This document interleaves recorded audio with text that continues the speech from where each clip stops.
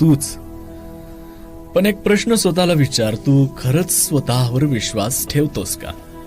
का अजूनही तुझ्या मनात शंका आहेत मित्रा, की माझ्याने नाही होणार, मी नाही करू शकणार? अरे समोर संकट असली ना, परिस्थिती अनुकूल असली तरी एक गोष्ट नेहमी लक्षात ठेव बाळ, प्रत्येक मोठ्या यशामागे अनेक संघर्ष लपलेली असतात.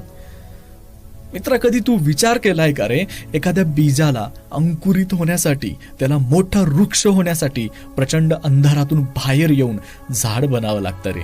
आणि सूर्य तर रोज उगवतो ना, पण त्याच्या प्रकाशाला सुद्धा ग्रहण लागू शकतं मित्रा, पण तरी तो पुन्हा उजाळतोच ना. नदीला समुद्र गाठायचं असेल ना मित्रा, तर शेकडो अडथळे पार करावेच लागतात. मग मित्रा, तूच का थांबतोयस रे? का थांबतोयस मित्रा? तू अपयशी नाहीयेस, तू अपयशी नाहीयेस मित्रा, फक्त तुझं अजून यश बाकी आहे मित्रा. बघ, स्टीव्ह जॉब्सला त्याच्या कंपनीतून बाहेर काढलं गेलं, पण त्याने जगाला ऍपल सारखा ब्रँड दिलाय. विराट कोहलीला सुरुवातीला अनेकदा संघातून बाहेर बसावं लागलं, पण त्याने कधीही हार मानली नाही रे मित्रा. हे बघ, एक्झाम्पल्स इतकी आहेत ना, तर ती सांगेल तर वेळ कमी पडेल. यशाच्या वाटेवर थोड्या जखमा झाल्या ना मित्रा, तरी ध्येय सोडायचं नसतं बरं. प्रत्येक वेदना ही तुला पुढे जाण्यासाठी मिळालेला एक सिग्नल आहे. तुला राग येतोय मित्रा, राग किती पटकन येतो नाही का? कधी कोणी अपमान केला, कधी चुकीचं वागलं, कधी आपल्या मेहनतीचं कोणी कौतुकही केलं नाही, तरी राग येतो. त्या क्षणी वाटतं अपमानाचा बदला घ्यावा, जोरात उत्तर द्यावं, कोणाला तरी ठणकावून सांगावं. पण थांब, तुझा हा राग तुझी शक्ती आहे मित्रा, तीच तुझा नाश करू शकते. तुला रागाचं विज्ञान माहितीये का? जेव्हा तुला राग येतो ना मित्रा, तेव्हा तुझ्या मेंदूत ॲड्रेनालिन केमिकल रिलीज होतं, शरीर तापतं, हृदय वेगाने धडधडतं, डोकं जळतं आणि तू चुकीचा निर्णय घेतोस. त्या क्षणी जर थोडा वेळ शांत राहिलास ना मित्रा, तर विचार करू शकतोस तू, तर तुला कळेल की तुझा राग तुझ्या फायद्यासाठीही वापरता येऊ शकतो.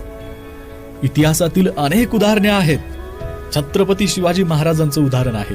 अफजल खानाच्या भेटीच्या वेळी त्यांना प्रचंड राग आला असेल, पण त्यांनी शांत डोक्याने विचार करून योग्य वेळ साधली. महाभारतातील अर्जुन रागाच्या भरात निर्णय घेतला असताना तर युद्ध हरला असता, पण त्याने भगवान कृष्णांच्या सल्ल्याने संयम ठेवला आणि शेवटी युद्धात विजय मिळवला. बघ, अब्राहम लिंकनला अपमान सहन करावा लागला, पण रागात उत्तर देण्याऐवजी त्याने संयमाने संधी शोधली आणि शेवटी त्याने अमेरिकेचा इतिहास बदलून काढला. रागावर नियंत्रण कसं मिळवायचं, आता हा प्रश्न पडला ना, तर बघ, 10 सेकंद थांबायचंय. कोणी अपमान केला ना, तरी बोलण्याआधी 10 सेकंद थांबून विचार करायचाय. रागाला ऊर्जेत बदलायचंय. तुला चुकीचं वागवलं गेलं, तू चुकीचं वागून गेलास, मग तू स्वतःला सिद्ध कर ना मित्रा, तू त्यांच्यापेक्षा मोठा आहेस. मौन शक्ती आहे. वाद घालणाऱ्याला उत्तर न दिल्यास तोच हतबल होतो. फायदा तोटा याचा विचार कर. राग व्यक्त करून तुला यश मिळणार आहे का मित्रा? नाही ना. स्वतःला तू स्पर्धक मान, इतरांवर नाही रे. तुझी शर्यत इतरांबरोबर नाहीच आहे. तुला तर स्वतःला सिद्ध करायचंय, म्हणून स्वतःला सिद्ध करण्यावर फोकस कर. रागावर ताबा ठेवायचा आहे की त्या आगीत तुला स्वतःला जळायचंय, हे मित्रा तुझ्याच हातात आहे. लोक काय म्हणतील, कोण काय म्हणेल, यावर तुझं यशाचं गणित नाही रे ठरलेलं.